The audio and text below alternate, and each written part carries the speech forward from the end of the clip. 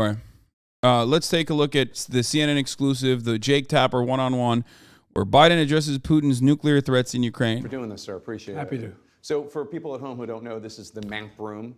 During World War II, this is where it was basically the situation room for FDR. He would look at sensitive information. And now we're at a period where there's another high-stakes war in Europe. You recently said that this is the first time since the Cuban Missile Crisis that there's a legitimate possibility of someone using a nuclear weapon, which could lead to Armageddon. That's the word you used. How realistic is it, do you think, that Putin would use a tactical nuclear weapon? Well, I don't think he will, but I think it's irresponsible of him to talk about it. The idea that a world leader of one of the largest nuclear powers in the world says he may use a tactical nuclear weapon in Ukraine, and the whole point I was making was it could lead to just a horrible outcome. And not because anybody intends to turn it into a world war or anything, but it just, once you use a nuclear weapon, the mistakes that can be made, the miscalculations, who knows what would happen. What is the red line for the United States and NATO, and have you directed the Pentagon and other agencies to game out what a response would be if he did use a tactical nuclear weapon, or if he bombed the Zaporizhia nuclear power plant in Ukraine, or anything along those lines?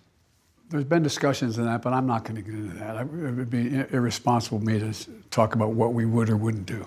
Have you asked the Pentagon to game it out, though? I mean, just in case? The Pentagon didn't have to be asked. So French President Macron told me that he doesn't think that Putin is acting rationally. And he said that he thinks a lot of this is because of how isolated Putin was for 2 years during the pandemic. And others who have dealt with him, Condi Rice and Bob Gates and James Clapper, have used words like erratic and unhinged to describe Putin's behavior today. Do you think Putin is a rational actor? I think he is a rational actor who's miscalculated significantly. I think he thought, you may recall, I pointed out that they were going to invade, that those 100,000 or more troops there, and no one believed that he was going to invade Ukraine. You listen to what he says. If you listen to the speech he made after, when that decision was being made, he talked about the whole idea of he needed to be the leader of Russia that united all the Russian speakers. I mean, I just think it's irrational. So if he's not rational and no, I didn't say he's not rational. You said the speech is what I think the speech is okay. His objectives were not. I think he thought, Jake. I think he thought he was going to be welcomed with open arms. That this has been the home of Mother Russia in Kyiv, and he was going to be welcomed. And I think he just totally miscalculated. So you talked about this. God damn.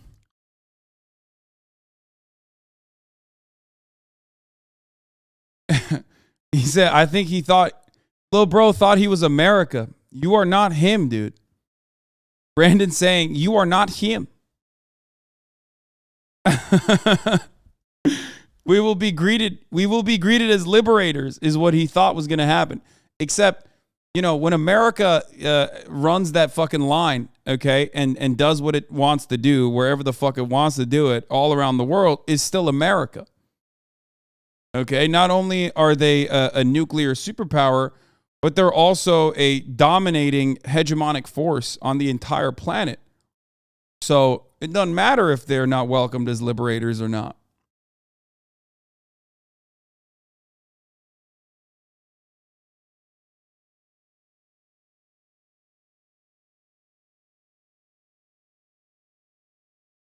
It is wild, though. I don't necessarily disagree with what Biden is saying.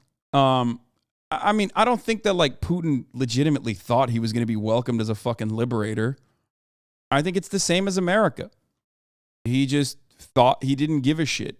The part that he actually overextended on was the might of his conventional military forces. I think that, and how much support Ukraine had gotten from NATO, and how much more powerful its standing army was with respect to, like, what it looked like in 2014.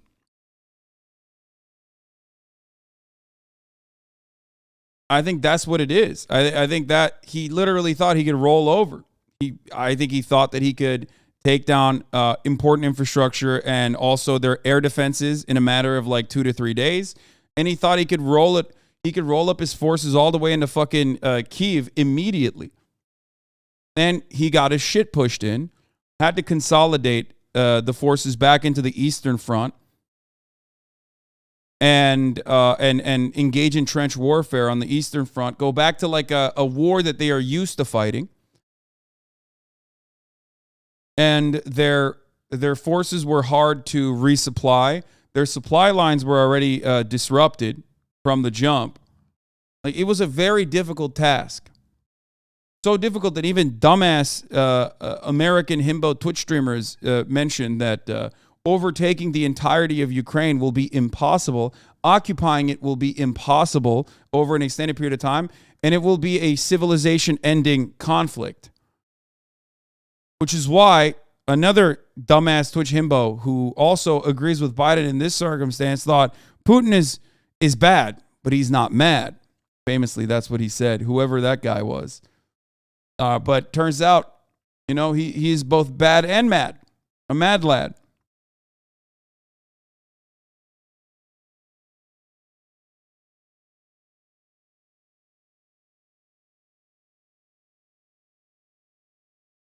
He was mad because bad. What is this? Oh, Verdict Watch, Alex Jones defamation trial. Yeah, we'll cover this when it actually comes to fruition, when it ends. I think there's a good slab of ego in what he did as well. Likely wants to be remembered as a guy that made Russia bigger. I think like when he was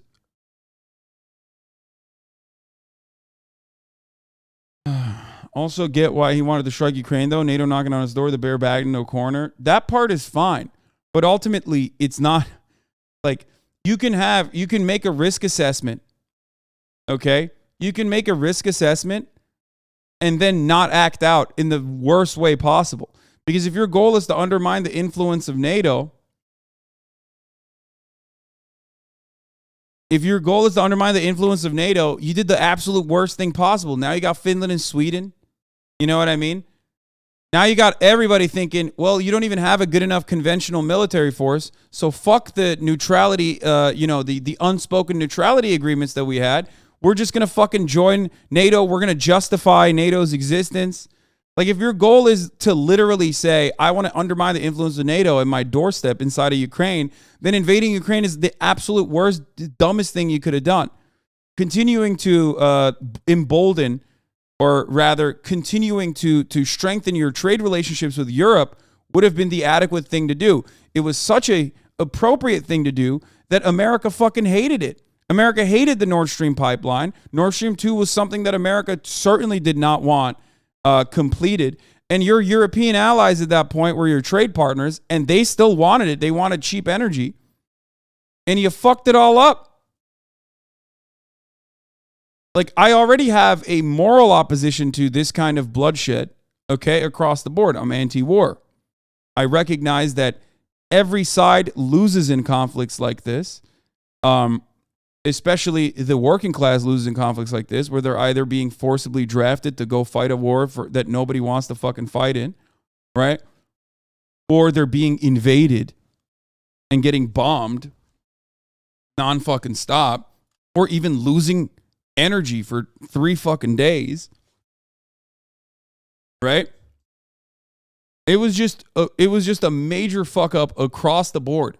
Denazification was an idiotic fucking propaganda point to justify your actions. And I say this as someone who has always, even way, way before the invasion of Ukraine, have talked about the Azov Battalion and America funding and training the Azov Battalion and Nazis and whatnot. It still does not justify full-scale military invasion of Ukraine, a position that I've held on to from the jump. Like, no part of Putin's stated goals were achieved with his actions. So it was fucking idiotic. If you don't want to galvanize and embolden Nazis, don't invade the fucking country.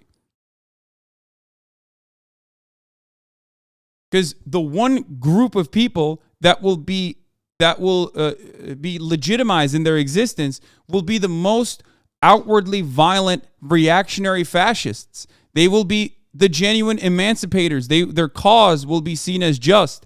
all you will do is make more reactionary people. This is something that America has done over the course of the past 2 decades with its war on terror. I know this as an American citizen who has been covering the war on terror and the war in the Middle East for many, many years. So if your goal is denazification, congratulations, you emboldened and galvanized and strengthened Nazis, okay? Because just like what happened with the Taliban, for as many members of the Taliban as you kill, you're killing a bunch of cousins, you're killing a bunch of family members, you're creating new members of the Taliban. And the same goes for Azov and other like-minded reactionary forces that are now going to be institutionalized permanently within Ukrainian politics.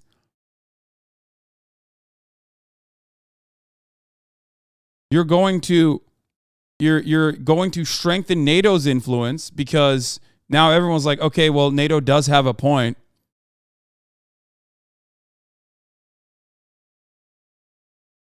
Also, if you care about denazification, I mean, there's like literally nationalist, hyper-nationalist, ultra-nationalist forces that Putin is using as well. So there's that too.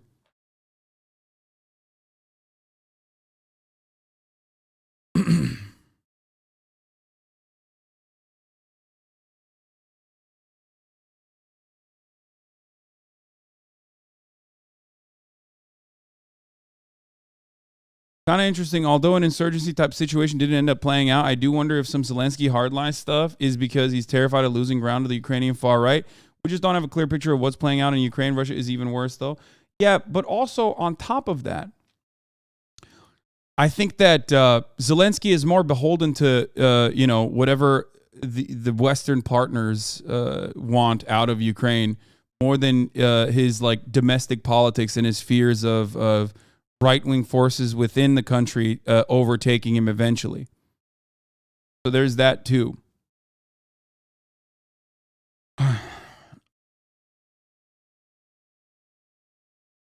But let's get back to Brandon and what he has to say.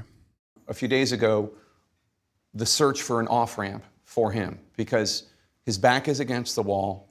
There are questions about how rational he is. He already was a brutal dictator. What is the off-ramp? Is there any acceptable way that he can leave, in his mind, without seizing territory in a way that would not be acceptable to Ukraine? I don't know what's in his mind, but clearly he could leave. He could just flat leave and still probably hold his position together in Russia. The idea that he's been able to convince the significant the Russian people that this is something that he thought made sense, but now he's accomplished what he wanted to do, and it's time to bring Russians home.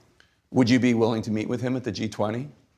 Look, I have no intention of meeting with him, but for example, if he came to me at the G20 and said, I want to talk about the release of Griner, I'd meet with him. I mean, it would depend, but I can't imagine. Look, we've taken a position. I just did a G7 meeting this morning. The idea, nothing about Ukraine without Ukraine. So I'm not about to, nor is anyone else prepared to negotiate with Russia about them staying in Ukraine, keeping any part of Ukraine, et cetera. So it would depend on specifically what he wanted to talk about. But look, he's acted brutally. I think he's committed war crimes. So I don't. And let me tell you, Jack, I know all about war crimes, so I'm the best guy to call it out. I don't see any rationale to meet with him now. When people hear the word Armageddon, the notion that like we don't negotiate with terrorists when you're talking about a state actor on top of it, which by the way is a silly one, especially when you are the United States of America, obviously. But let's not even get into that. But ultimately, like talking to a state actor about the release or a prisoner swap for Brittany Griner, he's open to that, but he's not open to like giving Russia an off ramp in this.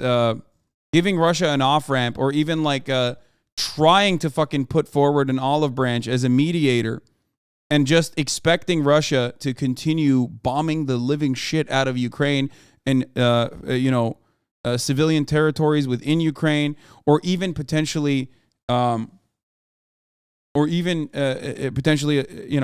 for further escalations, whether it be chemical weapons or whether it be fucking nuclear weapons, God forbid, is a little terrifying as far as prospects goes. Now, he will mask that, he will shroud that by saying, well, we're not going to have a conversation with Putin without Ukraine at the table, which is, of course, understandable. But the reality in this circumstance is that Ukraine's needs and Ukraine's wants, while legitimate, are still completely beholden to what America is willing to give. Okay? Because obviously, without NATO involvement, Ukraine would have looked a lot like Ukraine in 2014.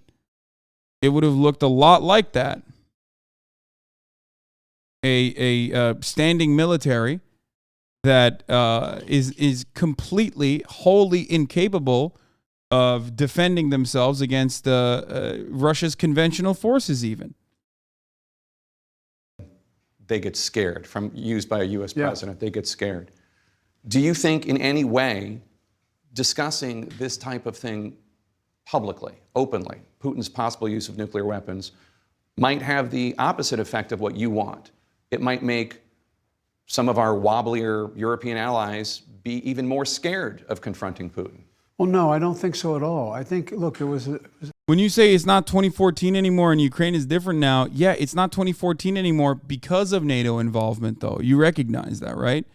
That's backed by America. America is offering both small arms and also missile systems to Ukraine currently. And without that kind of support, Ukraine would not be able to defend itself from Russia in any meaningful capacity. I fear that what must be done in every single part of this was trying to avoid further escalation.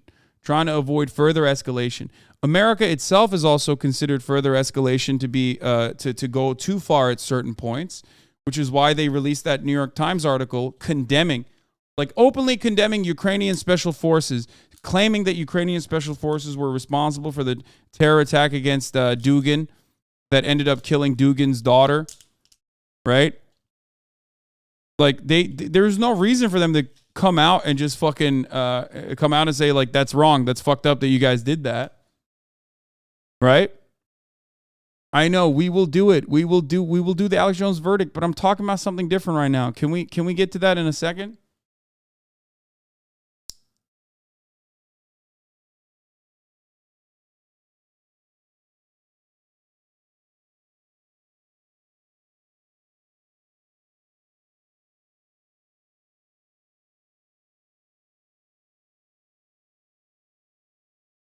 I think it's a very concise video talking about what's happening in Ukraine. Talks about nukes, weapons, donations, NATO, and the Nord Stream pipeline. You could juice the fuck out of this. No, I'm not going to fucking cover this random video that you want me to cover about this channel. My take is just like 25 minutes. I'm not going to do that right now, man. I don't know what happened. Did someone in my Discord watch this and they want me to fucking gas this up or something? Stop. You guys keep a lot of long-term community members are just pumping this video for some reason.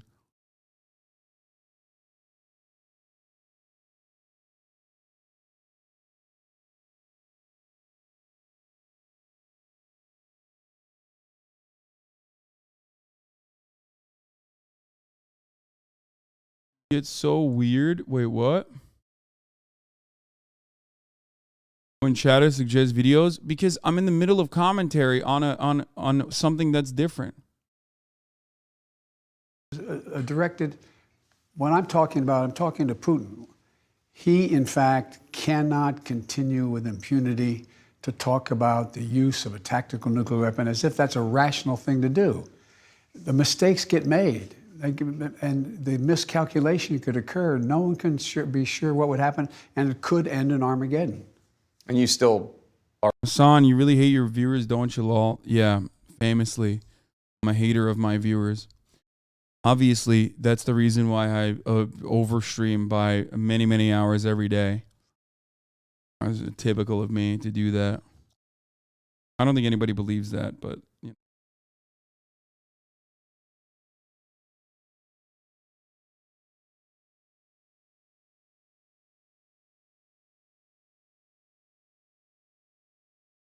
Sorry, one Are second. afraid of that, though, that it could. Well, no, I don't think anyone, any rational person saying the initial use of of a nuclear weapon, killing thousands of people, does not have the prospect of leading to something that can be way out of control. Let's turn to Saudi Arabia. Some of your Democratic allies on Capitol Hill are afraid that the U.S. got played when you went to Saudi Arabia and fist bumped with the Crown Prince, because now, obviously, a few months later, Saudi-backed OPEC is slashing oil production in partnership with Russia. The chairman of the Senate Foreign Relations Committee, Menendez, just called for a freeze on cooperation with Saudi Arabia, including most arms sales. Senator Durbin, the number 2 Democrat in the Senate, says the Saudis sided with Russia against the United States. Do you think it's time for the U.S. to rethink its relationship with Saudi Arabia? Yes, and by the way, let's get straight why I went. I didn't go to one about oil. I went about making sure that we made sure that we weren't. Okay, breaking news. Alex Jones is getting fucking absolutely fisted by the legal system, for the record. I'm just going to briefly mention it before we get further into it, but the Sandy Hook jury verdict is in for Alex Jones' InfoWars trial in Connecticut, and it's looking enormous. One plaintiff alone is getting $120 million. $120 million. Okay, pack watch for Alex Jones. We will cover all that in a little bit, though. I just wanted to briefly step in and mention that. But let's continue with this. We're going to walk away from the Middle East and what was going on. And by the way, today I just got off the telephone with the president I got off the phone with the prime minister of Israel and the president of Lebanon. They've worked out a deal. They've been at war, declared war with one another for a long time. They've worked out a boundary relationship along in the Eastern Mediterranean for oil. And they're going to make an agreement that is historic. We also got overflights for Israeli planes over Saudi Arabia. We got movement in terms of how we would deal in the Middle East with aggression from Iran. But it wasn't, there were eight other parties there. It wasn't about oil. Okay, but But we should, and I am in the process when the House and Senate gets back. They're going to have to. There's going to be some consequences for what they've done with Russia. What kind of consequences? Menendez says suspend all arms sales. Is that something you'd consider? I'm not going to get into what I'd consider and what I have in mind, but there will be consequences. The midterm elections are 4 weeks from today. The economy remains top of mind for voters. JP Morgan Chase CEO said the U.S. is likely to enter a recession in the next 9 months. Bank of America says the U.S. could start losing 175,000 jobs a month. Gas prices are on the rise again. Should the American people prepare for a recession?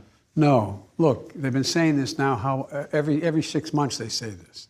Every 6 months they look down the next 6 months and see what's going to happen. It hadn't happened yet. It hadn't. There's no guarantee that they're going to be. I don't think there will be a recession. If it is, it'll be a very slight recession. That is, we'll move down slightly. Look, think about what's happened. We have done more. We're in a better position than any other major country in the world, economically and politically. We still have real problems, but look what we got done. We passed so much legislation that significantly makes a point about, for example, the American Rescue Plan, the legislation to deal with inflation, the Inflation Act. We moved along. I mean, there's so much that's been accomplished that the idea that there's an automaticity to recession is just not there. They've been predicting this off and on for the last. But you just said that a slight recession is possible. It is possible. Look, it's possible. I don't anticipate it. What I do think, look, we talk about the impact on families. The families are they have reason to be concerned about energy prices. They have reason to be concerned about a whole range of issues. But look what we've done. We've been able to, the Inflation Reduction Act. There's more, look, I know I always quoted my dad, but my dad used to say, what is there any breathing room for a middle-class family? And the breathing room is after all the bills are paid at the end of the month, they have anything left. And there's more than one way to bring down the cost, monthly cost for people who in fact are struggling, to make sure they have the ends meet and they have enough money. And that's what we've done with the Inflation Reduction Act. Look, we've reduced drug prices. We've allowed, for the first time, we've been trying for years to get. I mean, that's wild. Hey man, look, listen, Jack. We like shaved a piece in the next 5 years off of insulin for Medicare recipients. Okay. I mean, that's good, but like, that's crazy to use that as a reason as to why like people are not going to be struggling when at a time when they are.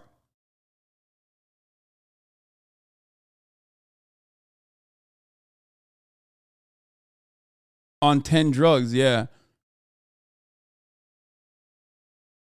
And it's not even happening yet. Like that's crazy.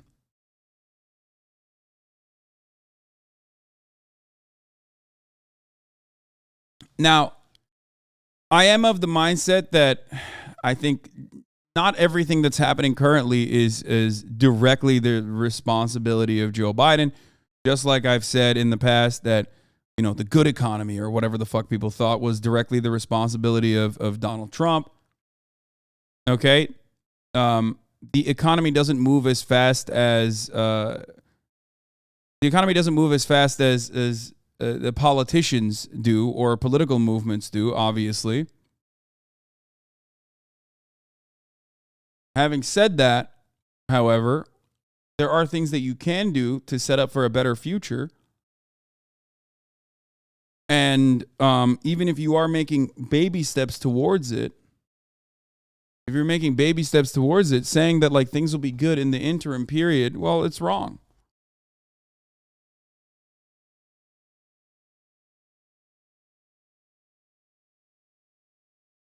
Did you say politicians move fast? I said political movements happen faster than you can understand its impact on the economy.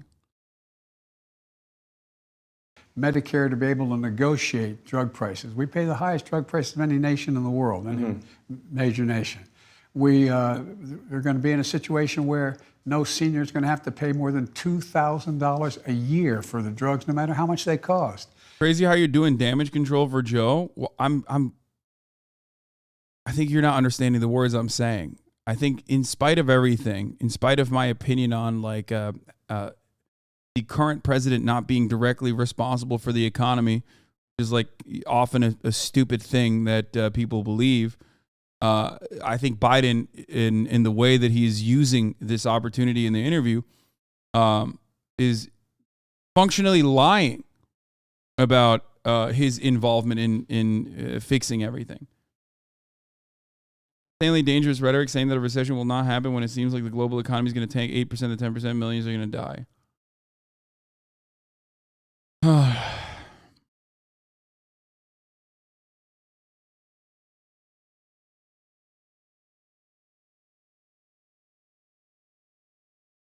What he's trying to do here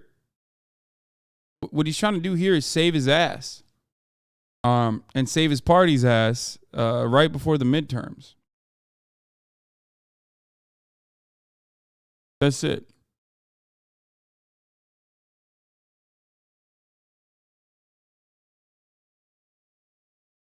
That's all he's doing. We've reduced the price. They're going to make sure that nobody has to pay more than $35 a month for insulin, et cetera. So there's so much to be done. And the same on energy.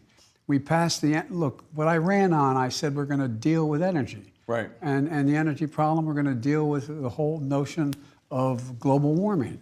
We passed $368 billion worth of help, which, as the same bankers talk about, is going to bring $1.7 trillion off the sidelines, investment. Look what's happened. Look at the investment that's going on in America right now. Yeah. So you think Democrats have something to run on? Oh, I think we do. I know we do. And here's the contrast. We know what's the Republican platform to run on? What are they running on? What are they for? They want to put Social Security on the chopping block every 5 years, and the other leader comes along and says, no, every year it should be up for grabs. Medicare, Medicaid. I mean, these aren't negotiable items in terms of whether they're going to continue them or not. The first thing they said they're going to do is get rid of the Inflation Reduction Act. And so what's that do? They're going to raise drug prices, raise medical costs again, be sure that we're going to no longer be able to have the ability to have tax credits for weatherizing your home, saving money. I mean, I don't know what they're for.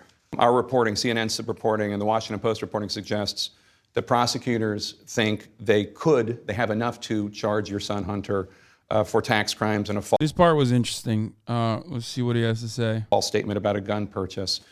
Personally and politically, how do you react to that? Well, first of all, I'm proud of my son. This is a kid who got, not a kid, he's a grown man. He got hooked on, like many families have had happen, hooked on drugs. He's overcome that. He's established a new life.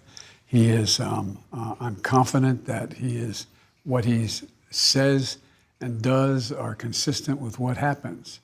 For example, he wrote a book about his problems and was straightforward about it. I'm proud of him. He came along and said, by the way, this thing about a gun, I didn't know anything about it, but turns out that when he made my application to purchase a gun, what happened was I guess you get asked, you get asked the question, are you on drugs, you use drugs? He said no.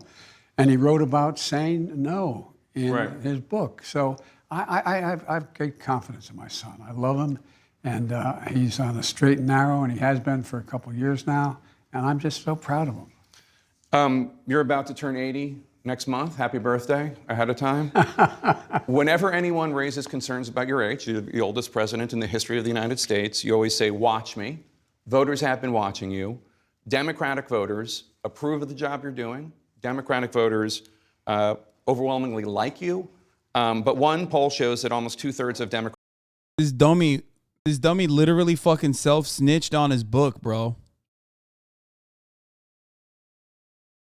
That's crazy. I mean, that's like fail son to the max. You know what I mean? That's fail son behavior to the absolute maximum at that point.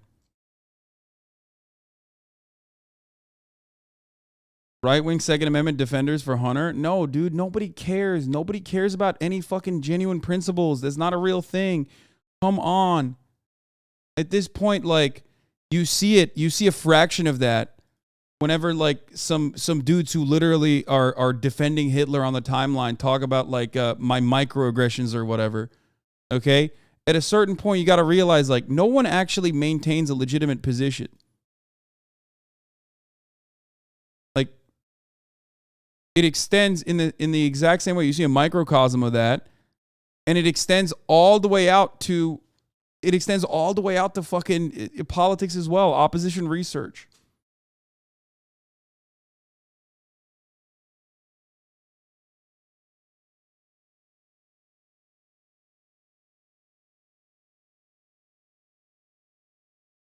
Nobody cares about anything.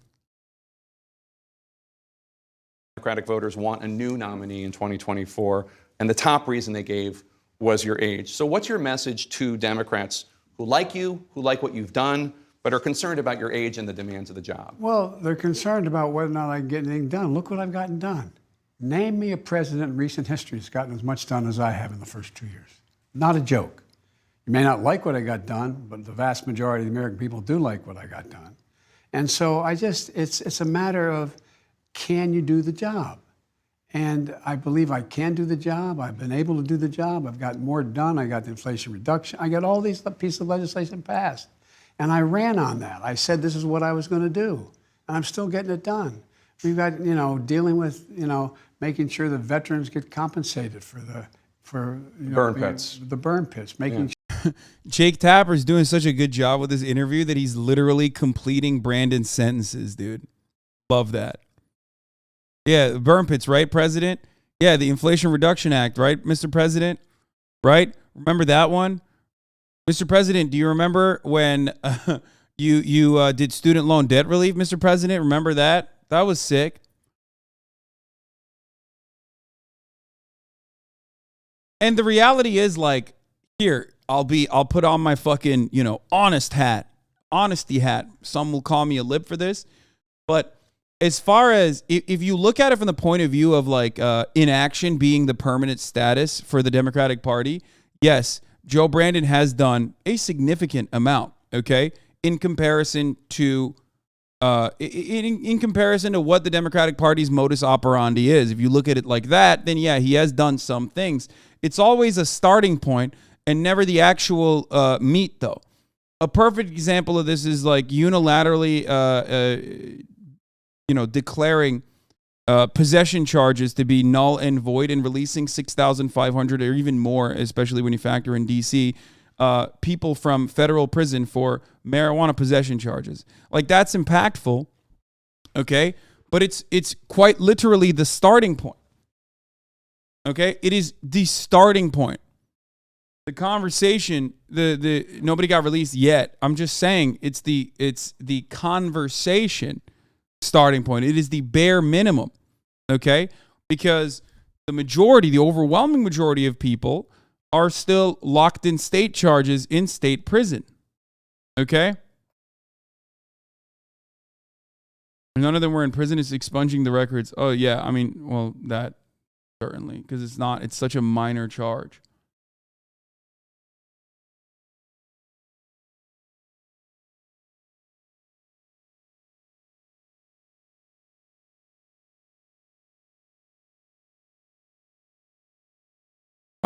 Every single thing that Brandon has done so far, from the Inflation Reduction Act to the bipartisan budget reconciliation bill that passed, that was an infrastructure bill, to the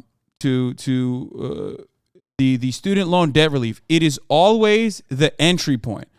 Like, you come in with adequate measures that you want to put forward, and then you end up conceding before you even get to the bargaining table with the Republican Party. You concede, you self-cuck, okay? And then you basically push through like a neutered, way less effective bill. And then you want it then you want to celebrate it as though it's the same dub that you claimed you were going to get.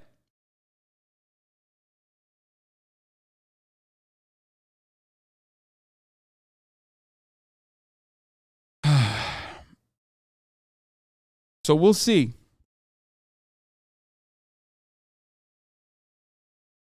Sure that we're in a situation where we finally have action on guns. And by the way, I'm going to get an assault weapons ban. Before this is over, I'm going to get that again. Not a joke. And watch. And so I just think there's it's a matter of, has anybody done more in the first 2 years of their administration for a guy who they've been saying this about my age since I began to run. Mm-hmm. And so, we can come work out with me in the morning. Anytime. The big question, of course, is when you're going to make an official announcement about whether or not you're going to run for 2024 for re-election. Do you think you'll make a decision before the end of the year? Well, look, I'm not going to make this about my decision. I'm going to make this about this off-year election. After that's done in November, then I'm going to be in the process of deciding. Is one of the calculations that you think you're the only one who can beat Donald Trump? I believe I can beat Donald. Oh my God. It's the same. They're gearing up for the same talking points for the 85-year-old man to run again. Is that your calculation, Mr. President? That you are the only man to stop Donald Trump? We already ran this. God damn. I mean, why? If it ain't broke, don't fix it, right? For the media, they literally are looking at this like, hey, listen, he's the only one.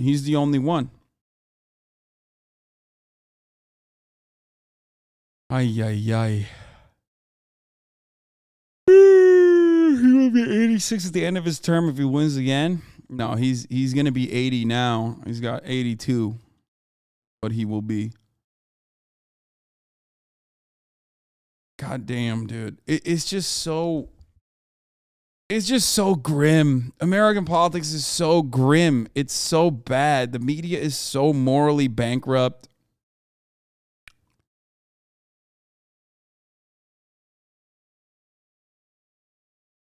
Oh, by the end of his second term. Yeah. I was talking about when he's running. And the unfortunate reality, no matter what we say, the unfortunate reality is, no matter what we fucking say, there is still the truth that at the top of the hour, there's a 6-second ad break. If you no longer want to see those ads, all you need to do is subscribe, which you could do for $5 or for free. Okay? No matter what Brandon says. That's right.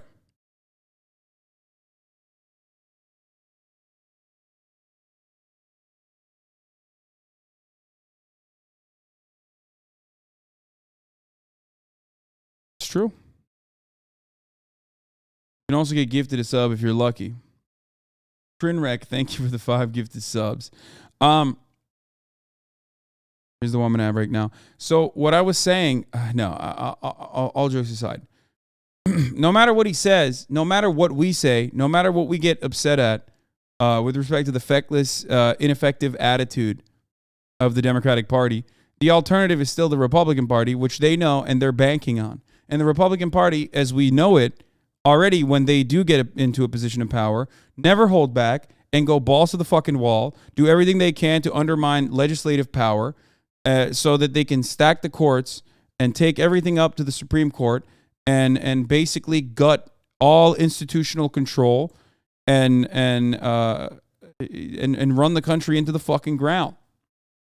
And that is precisely what we saw. There's a reason why even under Joe Biden, the liberties, the civil liberties, and the autonomy of women was set back, especially in red states, set back to a point before Roe v. Wade existed. That happened under the Biden administration. Erkin Y, thank you for the 20 gifted subs. How the fuck did that happen? Well, that happened because Donald Trump and the Republican Party, the machine, was able to take away one. They were able to destroy any sort of legislative power, right? With their obstructionist policies, they're able to completely undermine any kind of legislative power the Democratic Party has when they even own both the House of Representatives and the Senate and the White House. 2, they were able to set the courts up. They were able to pad the decks with their numbers through by way of the Federalist Society and have a pretty much permanent supermajority in the Supreme Court, barring any sort of like externalities that you can't factor in, like an untimely death or something. You know what I mean? They now have a, in the short term and maybe even in the long term, a permanent supermajority of conservative Supreme Court justices. And there's pretty much nothing you can do in this situation if you're not going to focus on building labor power and creating a mechanism of accountability and a mechanism of pushback that genuinely wants to do what's best for the people. And it doesn't seem like the Democratic Party is actually interested in that. So that is the underlying reality, no matter what happens. Donald Trump again.